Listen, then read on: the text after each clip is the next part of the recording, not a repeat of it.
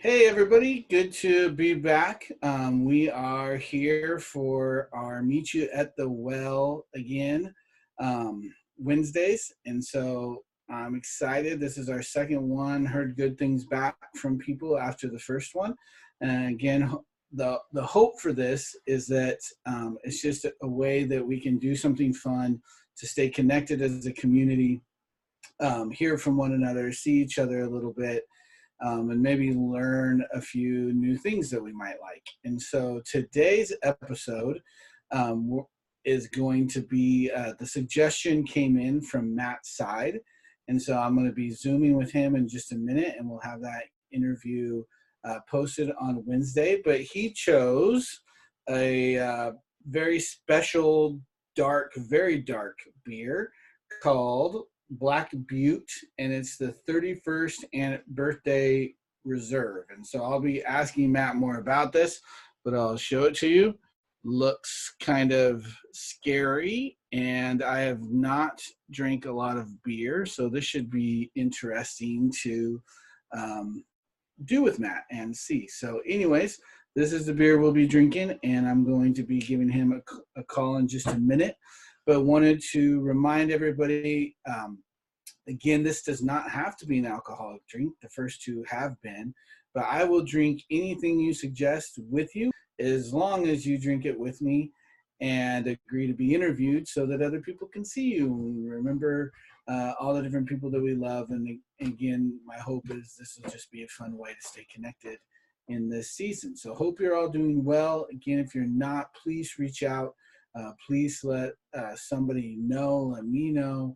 We want to be praying for people that are having a hard time right now. And if there's anything practically we can do to help you, we want to do that as well. So reach out, please, and enjoy the interview that I'm about to start here any minute.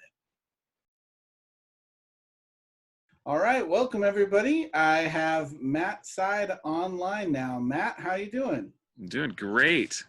You All are things looking considered. Great. Oh, yeah. Thank you. Thank you. I Looks just got like out of you're the in the shower. backyard I just there. blew dried my hair, and I'm gonna be on TV here, so I needed to. You gotta look good try when and you're look gonna good. be on TV. I'm Pardon my Corona think cough. that you're in your backyard there. Is that? It is my backyard. Yeah. Nice. That's the backyard. Beautiful. Not a lot going on there. I mean, no. all pretty. Oh, what do we have here? Wow! We'll look at get all there that. in just a minute. How long is your show? Wow! Yeah, nice. Well, since you just showed, actually, before we get to the beer, how are you and the fam doing? We're doing all right. It's good. As probably with most of us, it's a little bit of a weird time, but yeah, we're all healthy and mostly sane on most days. As I cough, yeah, we're doing really good. Well, you know this because we grew up together. Anytime I either get run down or there's like high stress or something like that, it always like goes straight to the lungs. And so over the last couple weeks, there's just been so much going on that it kind of has, I've observed it kind of settled there. I see. So it'd probably be best if you let Jess do the errand running then, so that you're for a little bit we were, mostly because we didn't want to freak people out. Yeah. Hey, that guy over in aisle 7's coughing his brains out. Right? I know. This just happens to be allergy season too. So for anybody that has allergies, you're just like, oh man, hope I don't start sneezing while I'm running errands today.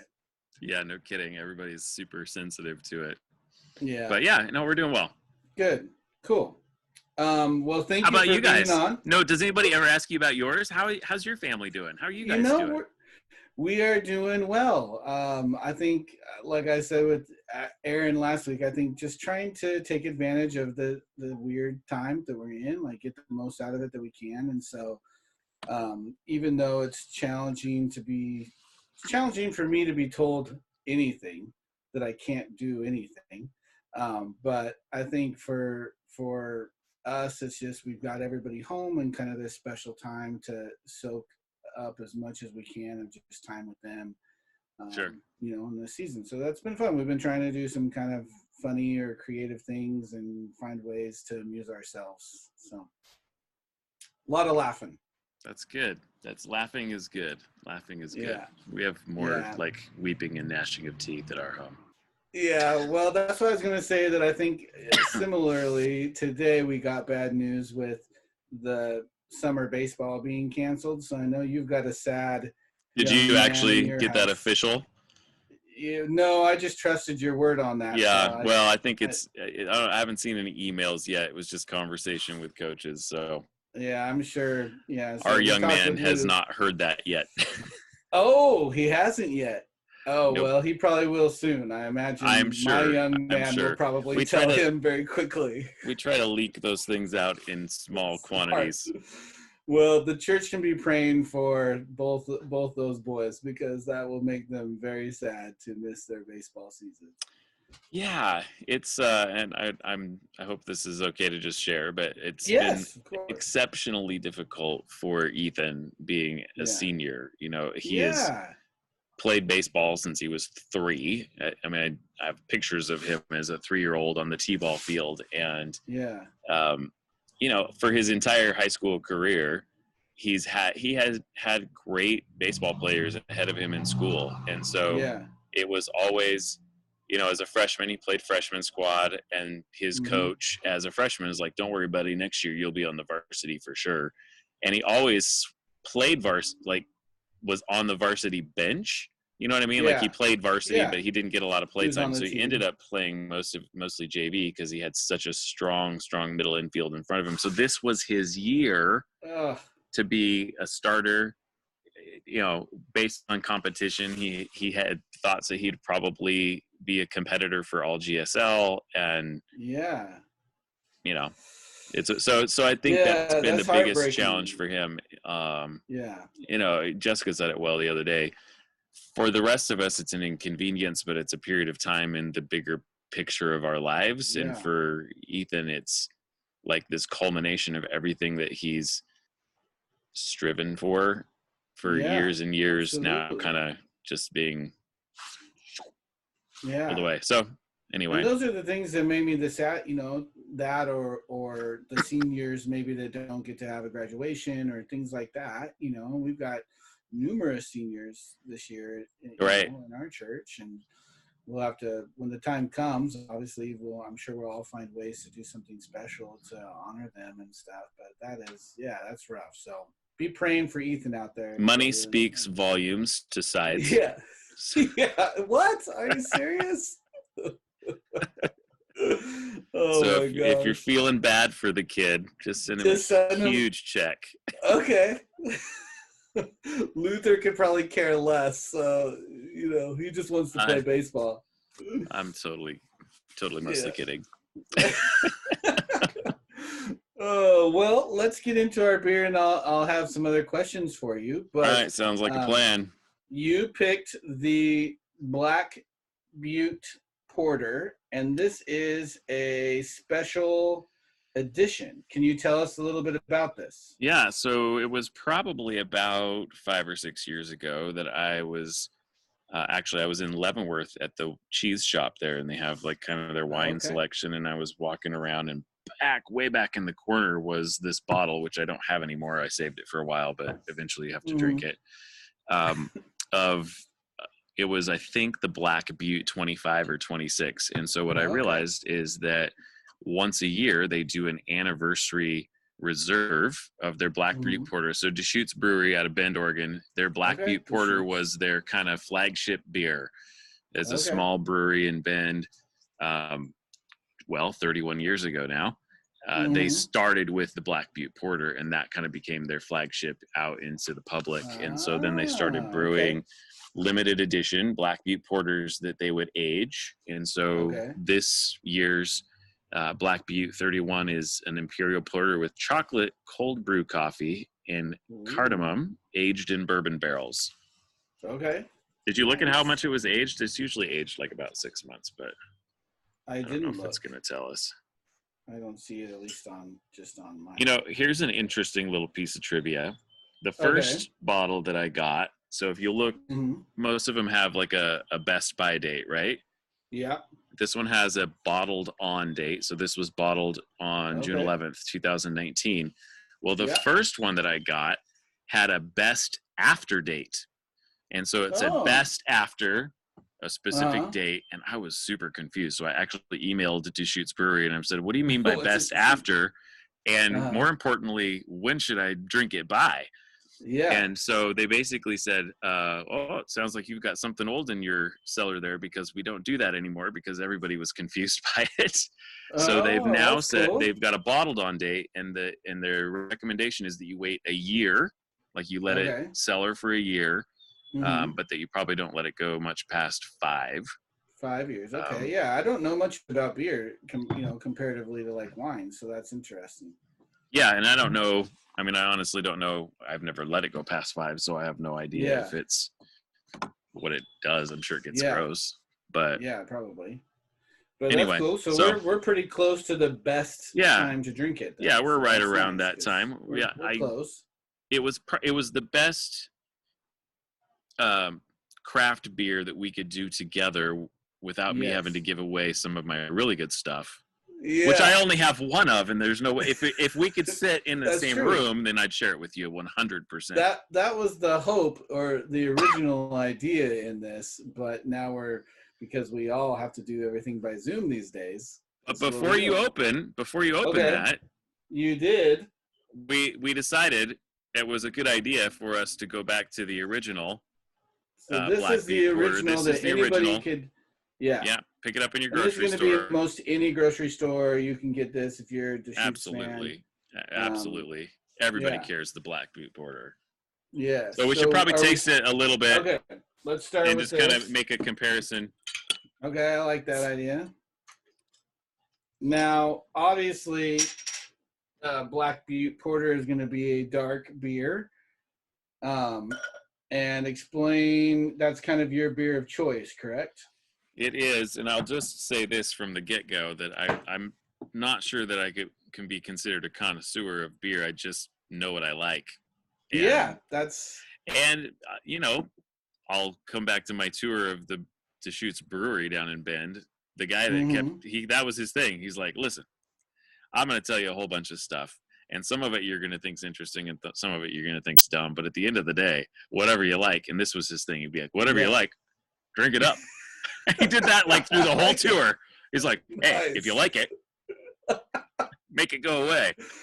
I really think it's the same thing with wine too. Like, people can get into all different aspects of it, obviously, but at the end of the day, why would you drink something that you don't really like? So drink what no matter how cheap or expensive it is. Yeah, exactly. And if it's cheap, you should be happy about that. So shall we cheers here, my friend? Let's cheers this. Yep. Clink clink. Whoop. All right. I like it. So a little bit not quite as robust and dark as like a stout. So for those of you that it tends to remind me a little bit of like a dark ale, like an Irish Death or something like that. Yeah. It's so the porters tend to be that way. So if you're ordering a porter, it's not going to be quite as dark. It's smoother. Yeah, I don't, like I said, I don't drink a lot of beer. When I was drinking some beer, it would be something darker, but that's really nice because it's not like motor oil-ish, it's it will be different when we open that bigger bottle. Mm-hmm. Because it's been sitting in bourbon barrels. I imagine, yeah. So it has a different I like that though. Different flair to it. So I'm gonna stick my my little wine stopper. Oh, nice. Okay. A little Mickey. Hey, Alma Beaudry, if you're watching this, you gave this to me. Oh, there you go. Shout out to Alma. While we're sipping on this first beer, I asked you a question. Last week, I showed people what to do if there's wax over a wine bottle, which is different than what you do if there's wax over a beer bottle, I imagine. And so what's the technique to opening a beer bottle if it's got wax over the top of it? Well, the big difference, because, again, also not a wine connoisseur, but my understanding is that you just drill in and pull out the cork with the wax on. You just come straight out. The problem here is that we've got a bottle cap, and that if you took a wine, there's no cork to pull. So I do use my corkscrew, but I'm mostly just like pulling the wax away Yeah. From the cap, so that you can, at the end of the day, you're just trying to get underneath clear that. Okay. And if anybody else has like a better way to do this, I'd love some thoughts. But well, I was just trying to get in. Yeah, technically, with wine, like I've heard different things about like putting the top, like something warm over the top to loosen the wax, kind of like soften it, and then you peel it away. But it makes such a mess, and it's a pain in the butt with wine. So I think when you can just go, could do that. It's an interesting angle because you've got so much. Here, I'll put it so people can see. So much wax on the top, like you're really just trying to get under it and loosen it. Okay. There we go. Oh, there we go. I got mine too. There we are. Nice. Oh yeah, that smells quite a bit different than the than the last one. The ABV is a little bit different on this one too. I imagine. What is that? I didn't look. Do we want to put that on a recording? Yeah, let's not. People will have to. So how long, do you know how long these stay in the stores? Like if somebody's watching this and then they want to go out and get this, I'd go now. Well, you were at Huckleberry's. How many were left when you were there? They had quite a bit left. Oh, did they? Okay. They probably have I imagine once they're out, they're out. Yeah, that's the thing. So the places that I found are most, like any craft beer, the best places for craft beer in Spokane that are not like a tap house or something like that is Huckleberry's is great. Okay. Yolks, I don't know who does the beer buying at Yolks, but most of the Yolks in there, they've got the little craft or their little beer area, and they've got a section of craft beer. And it also, like, as soon as I see the newest one of these out, I grab them. Then you buy them, yeah. So this is obviously just not an expert, but like on first pour, it is much darker than and the smell, I can definitely pick up the bourbon and just kind of more molasses, like that's how I would describe the smell anyways, almost like molasses. It's got that kind of a sweetness. I'm looking at the bottle for the regular one to see. I'm sure they don't spend the time to maybe on the kind of give you their tasting notes on this. I on the first one, I felt there's a little bit of a coffee flavor in there, just a smidge. But I think on this next one, have you had this one yet? Nope. Here we go. All right. Well, cheers. This one. This is the real moment of truth because this is the real suggested drink for today.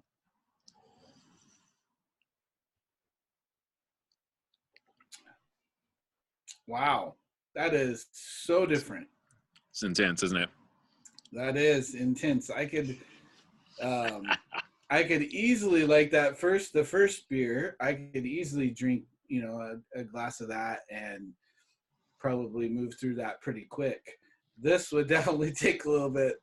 That's intense. Normally they're going to serve that. I probably should have grabbed one in one of like a tulip.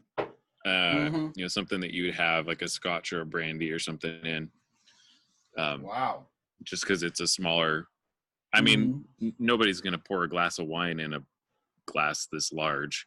Yeah. And yet the alcohol content's probably similar. Yeah. Not quite. I think it's like 12.5 or something. Yeah. So have you just always liked this dark of beer? Like, is this your go-to if you could have anything? This is like one of your faves, or do you? This is definitely a special. Like this, I'm not gonna do this all the time, and I wasn't kidding. Like usually, I would prefer to share something like this just because it is pretty intense. Yeah. I would say my go-to is a stout, like an imperial stout. Okay. This has some similarities to that just because of the fact that it's been aged. It kind of, I think, gets that weight to it. I can't believe the difference. That's why, because it's the same beer. The same beer, just it's the same beer. In bourbon it's barrels just, and one is. And they added some stuff to those barrels and stuff to. Wow. So that's. Yeah. So some of the kind interesting. Blowing my mind a little bit. Oh, I hope that's a good thing. Let me just show our friends at home. Okay. Kind of what we got over here. Oh, you got a collection. So I do have a small collection. I think that's as far as I go back is the 20. Lower your camera just a little bit. You're at the top. There we go. So this one's the label's coming off. Uh-oh. But I promise it's the real deal.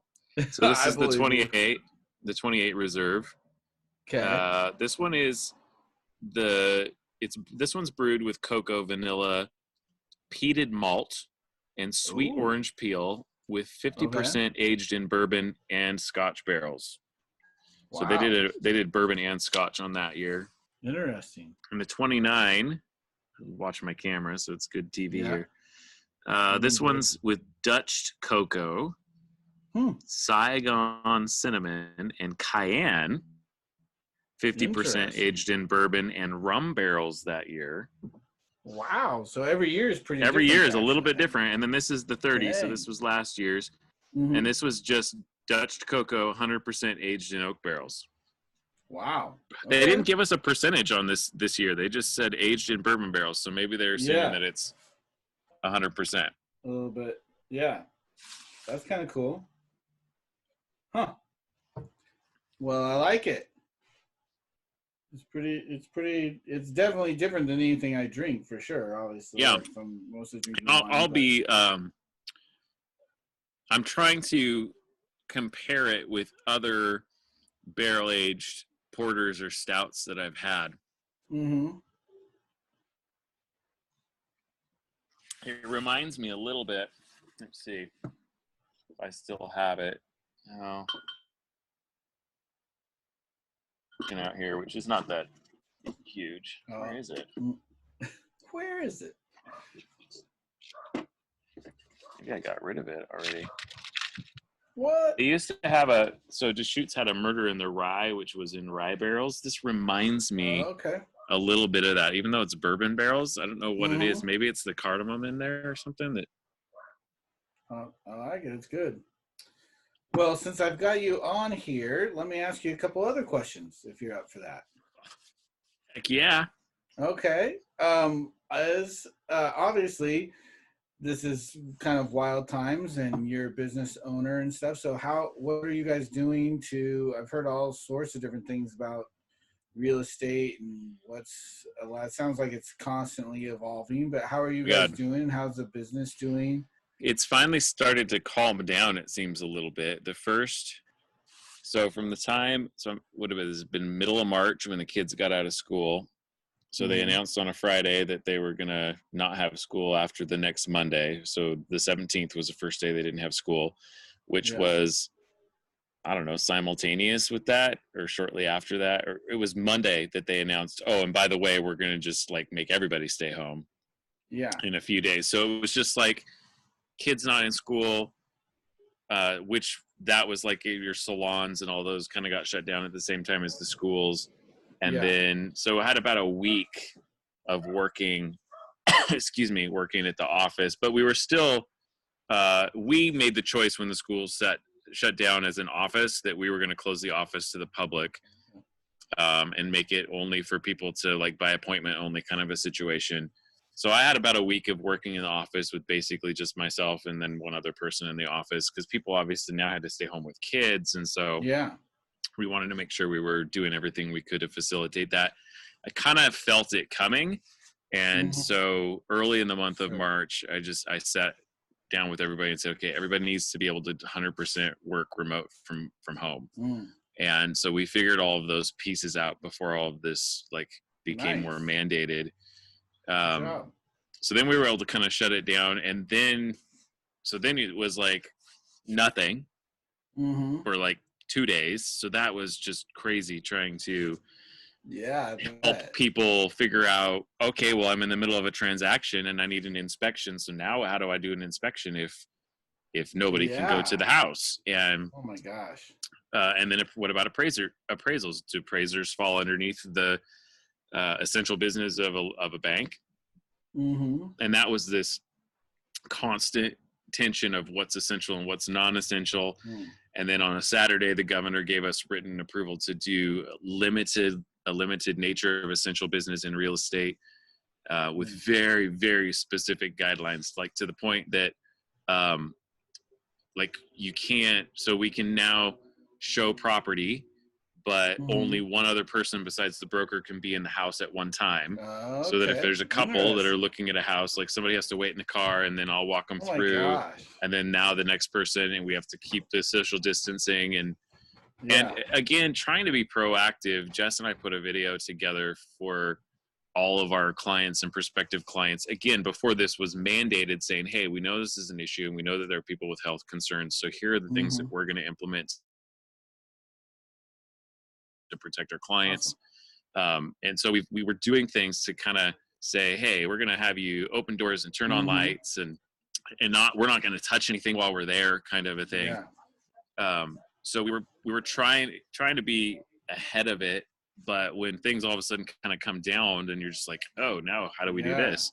And then there's the question of, so we're now essential, but are movers essential, and photographers and 3D tours. And so it was there were so many things changing. I kid you not, on a daily basis. Like we'd have things happening every day. Just reading about it in the paper, it's like every day there was kind of something about it.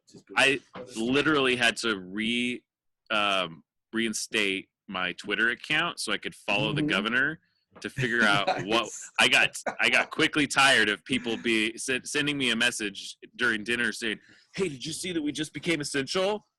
Like, okay, I just need to know so that I can be on the front of it instead of being like, oh no, well maybe I should figure out what that means. So so it was kind of crazy.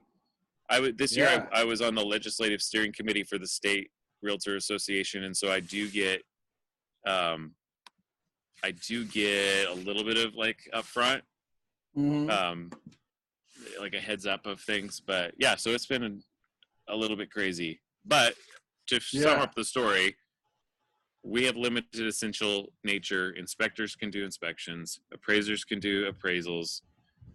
Movers can now do moving. Photographers, they've approved them all. They basically just said everybody has to be no more than 2 people in the house. So So obviously the housing market's been kind of bananas around here for a while. Is that significantly slowing things down, or it hasn't yet? It hasn't yet. So Jess and I do a weekly radio show, and every week we've been checking the numbers, like how much is available, what were the number of transactions that closed in the last 7 days, how many are active on the market, and it's tracking with the season from last year. That's like within like 10 houses on the market in March of last year compared to this year. So however, we're in very much a business that is very slow in its kind of response to things. So all of our closings in March would have been transactions from February. And so we'll see kind of what April looks like. I started hearing in the last week, just people talking about, hey, is anybody else having houses that are getting 0 showings, or which those weren't words that came out of people's mouth in the last 18 months or 3 years. So interesting. So I think there's a little, you get people losing jobs too. Now all of a sudden somebody can get a loan and now they can't get a loan. So that's kind of this other unknown. It's amazing how fast we adjust on some levels as like culture, in terms of like, you guys all did things one way, and within a matter of weeks you've adjusted to, and that's true of lots of different people. I mean, I know lots of different people that all of a sudden are working from home and they haven't been, and it's kind of cool to see how resilient we are and how quick we are to adapt to things when we're forced to, in some ways, but it's interesting. It's been, honestly, I have felt busier since the lockdown than before. And You're probably one of the rare people that can say that. Yes, and I'm jealous of all of you. No, I'm not trying to diminish it by any means, but it's been interesting because I think the level of capacity for connectivity has allowed for, like, normal boundaries are quickly eroded when I can be on a Zoom call at any point, at any time. Where in the past, and I'll say this, like, hey, I come to the office and I'm there from 9 to 5. And if a broker wants to come in and talk to me, or they kind of know when I'm available to have conversations and strategy for their clients and things. And now I feel this like, oh, well, I need to now be much more proactive to make sure people aren't slipping through the cracks. Yeah, absolutely. Yeah. So it's just different dynamic. Yeah. Kind of change of subject, but one of the things that I think also to me that's been super interesting about this is already the effects it's having environmentally. And I know that's a matter close to your heart and everything. And so I didn't know if you had any thoughts, inspirations, things that you've been thinking about outside of like normal life that kind of pertain to this. But I just, it's crazy how quickly they're already seeing some differences. That, I'll be totally honest that I have been so overwhelmingly busy with other stuff. Oh, okay. That I haven't even had a chance to observe it. Okay, well, you'll have to. So maybe you should educate me. Well, I don't want to try to do that other than just saying that I think they're already seeing rollback of global warming effects, and in places like Venice and things like that, just how quickly places that were so polluted have already, animals are back and fish are back. Interesting. It's pretty crazy. It is something I've thought about. I mean, I've thought about it just from a practical standpoint. Like, so people are driving way fewer miles. Yeah. Which means they're burning way less gas. And then you have big countries like China that had whole sections of their very industrial aspect of their country shut down for a couple of months. And so, which, and China is one of the major polluters. But so is the U.S. I mean, we delude ourselves if we think. I mean, I heard somebody at one point say, "Oh, that's a China issue." I'm like, "Oh, baloney. We're only like very little behind them." Yeah. Well, I think the one thing, at least in terms of what I've been reading and kind of looking at, is that it has kind of even surprised experts at how quickly there's positive movement in terms of better environmental things. So I think it can show us with a little, with embracing some inconvenience, we could probably do some pretty big things quickly. Yeah, in a short period of time, because really we're talking a couple of months. Only a month. I'm assuming since you haven't even been able to do that, you haven't had a chance, and hopefully this doesn't sound like shameless promotion, but the new series that I started a series where I'm talking about trees and the connection between trees and the gospel, and specifically how often trees are in the Bible. And so when you do get some time, check it out, because it would be cool to get some of your thoughts and just see it. And my mind's being blown, just that connection all through Scripture between. Interesting. Yeah. So hopefully.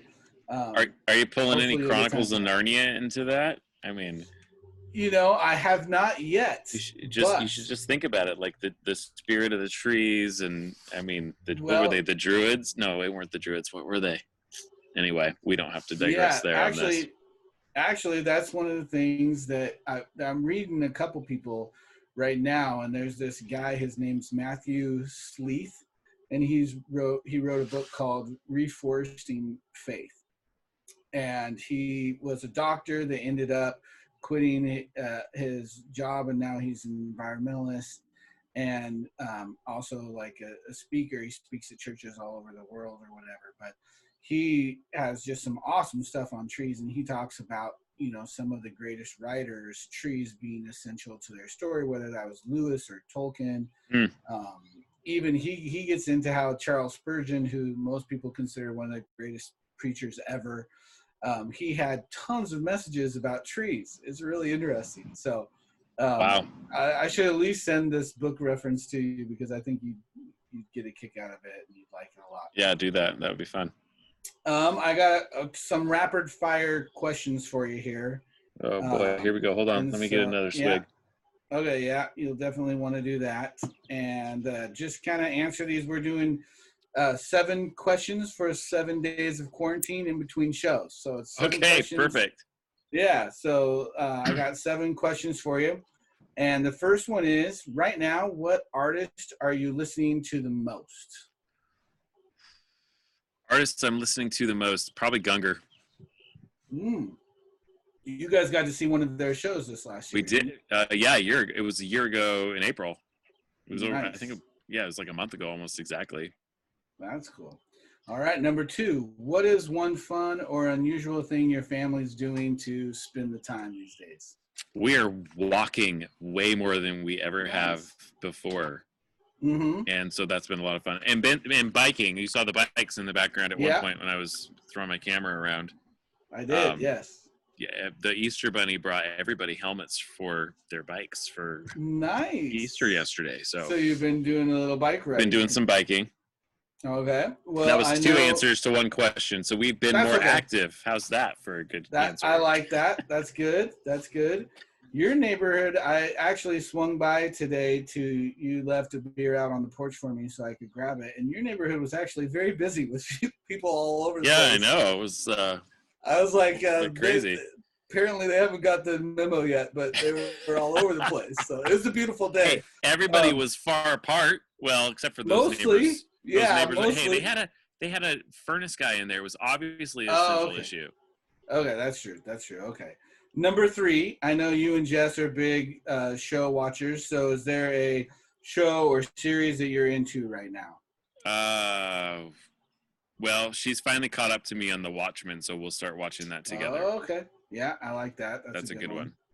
Okay, yeah, we're watching A Good Place with Brooklyn. Okay. All right. I'm totally screwing up your rapid fire here by giving you like 6 answers to one question. No, that's good. This is good. I like it. Number 4, this question came in through Joe, actually.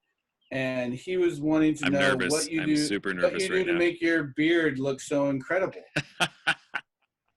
Well, first of all, I don't shave it, which, by the way, here's the deal. Here it comes, everybody. Okay. When the quarantine is over and the barber shops are open, I think I'm probably going to do a Facebook Live beard shaving at the barber shop. I'm unmuting myself for this. No way. No. There's complete mutiny on the video staff. You can't do it. You can't do it. My children have already told me they're going to disown me. Joe is begging you not to do this. That hurts. This is, I think you need to rethink that. Well, my wife thinks I need to not rethink it. Okay, well, I don't want to argue what do I just do? about that. Okay, serious answer to the question.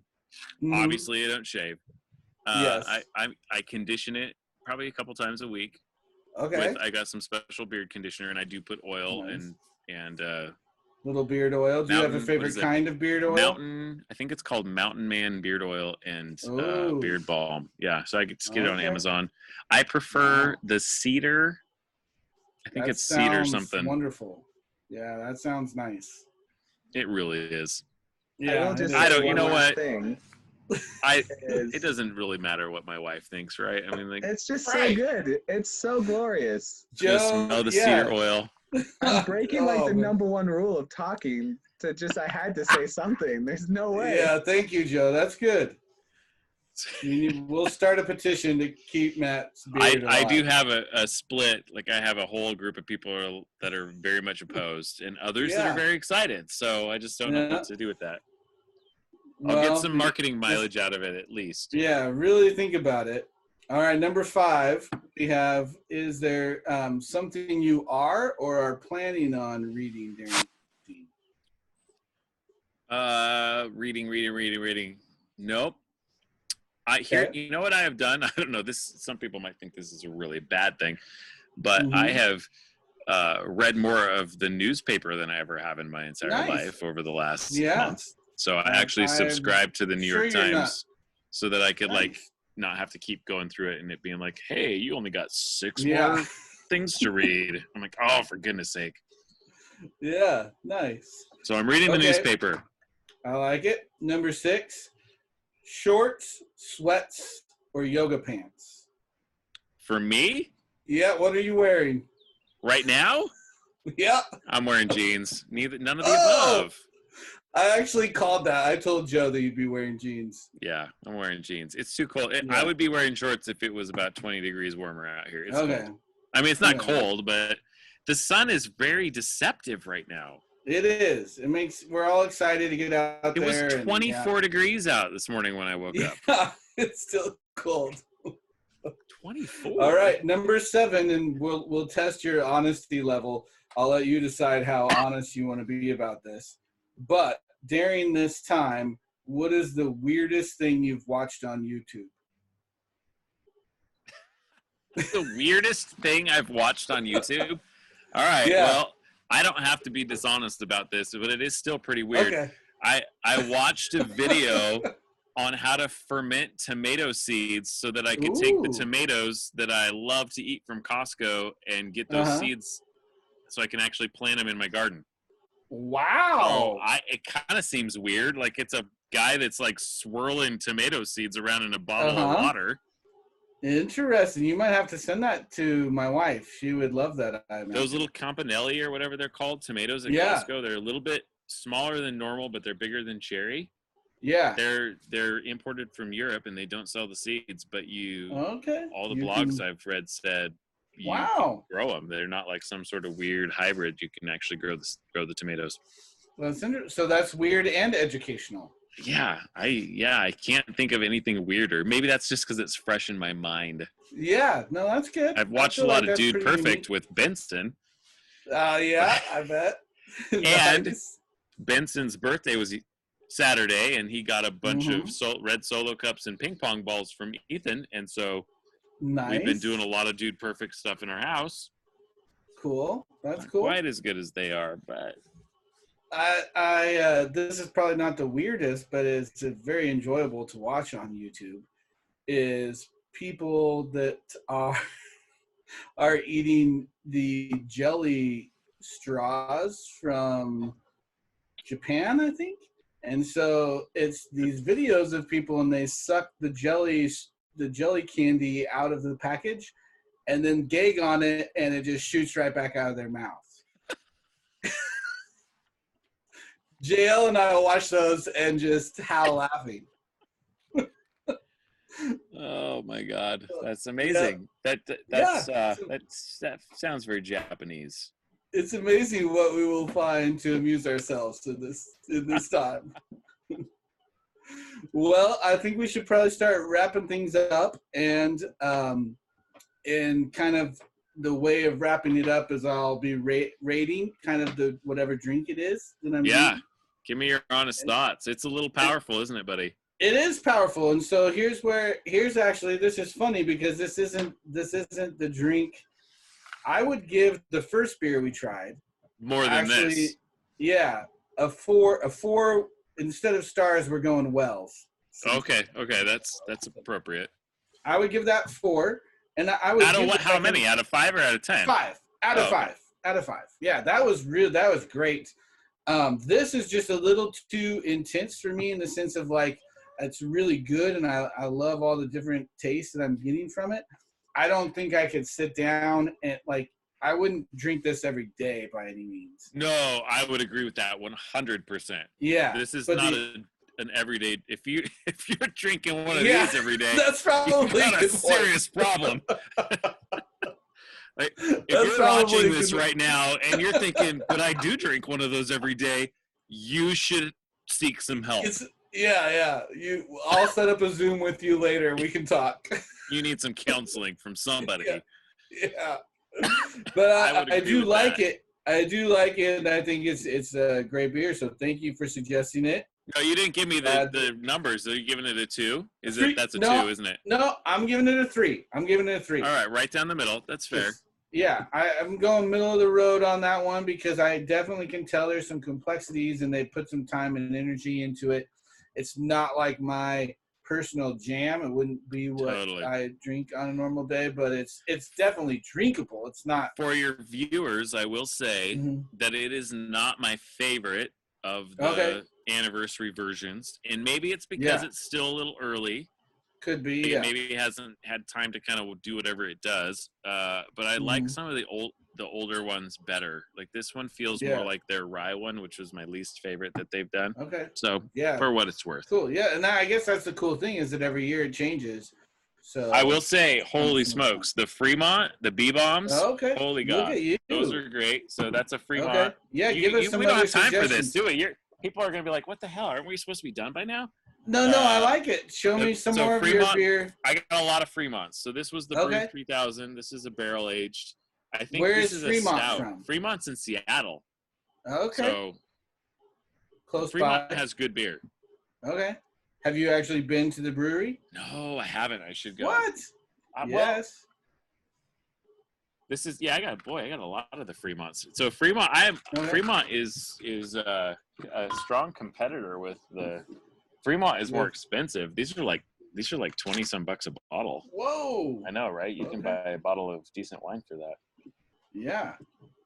Okay, so this is Fremont's kind of your other favorite. Yeah, I would say that I think here's what I think. I think that the Black Butte was my original experience in barrel-aged craft beer, and I think they were some of the first ones to do it.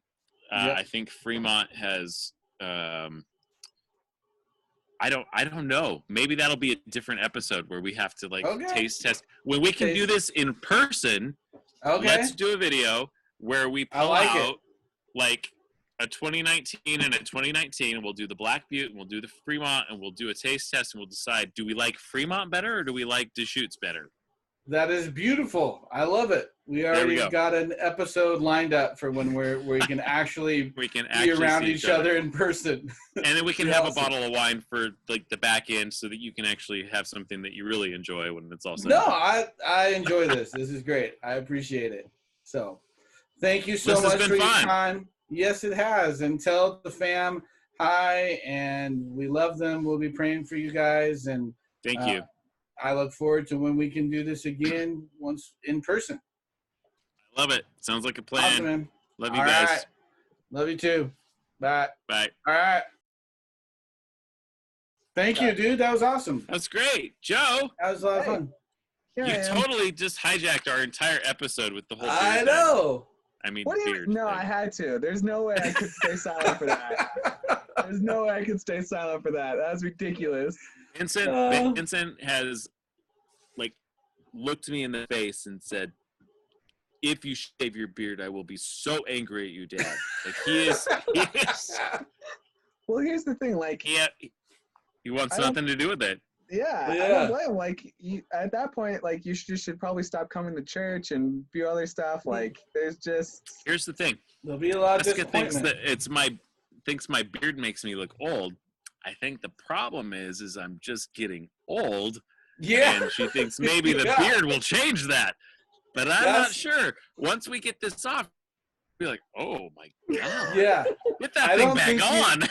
I don't think you want to find that out, actually. It's better to not know and just be like I look way younger without this. And I don't, you're not, I think it's true. Often, because I've been on so many, the association has sent me to so many things, and I've been in the young professional and all that kind of stuff. I think the beard makes me feel much more like a millennial than I actually am, because I'm not. Yeah, there you go. And so often, I guess it was last fall. I was talking about how I had a senior in high school, and one of the ladies was like, "What? You have a senior in high school? I have a 2-year-old." Like, yeah, no, I know. I'm an imposter at this young professional. Yeah, you're I'm faking.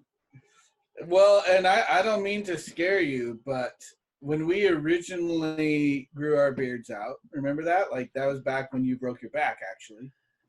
Oh, yeah, that was the origin, wasn't it? Yeah, so we did that, and then we shaved, and when I shaved, my first beard did not have much gray in it. Literally, after the shave, I had about 2 or 3 times more gray when it grew back. This is 100% why I even have this beard right now, is because I would grow it for the back break season. Yeah. It was my winter beard, right? I would start it on the day that I broke my back, and I would end it on the first day of spring. But it would be 2 years ago now in spring. I was like, kind of as we're entering, I'm like, is that a gray hair in my beard? I'm like, I'm a little bit afraid that when I shave this, I don't know what's coming back. It messes it up, man. I wish I never would have shaved it. It like messed it up. It like put it through shock or something. See, that's the problem. No. I'm already getting gray, and I don't even have a beard. Are you really? I have like 2 gray hairs. You also have a lot of hair on the top of your head for an Alan. What's up with that? I know, right? I took it all from him. You did. Somehow it.